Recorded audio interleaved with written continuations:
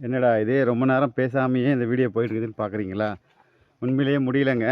நாங்கள் கொல்லிமலையில் இருக்க மதிகட்டான் சோலைக்கு தான் வந்திருக்கோம். ரொம்ப டஃப்பாக இருக்குது மேலே ஏறத்துக்கு. நிறைய அதிசயங்கள் அற்புதங்கள்லாம் இருக்குது.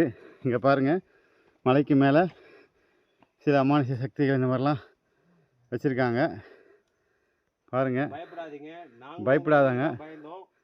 நாங்களும் உங்களை பயப்படாதீங்க, நாங்களும் உங்களை மாதிரி தான் பயந்தோம்.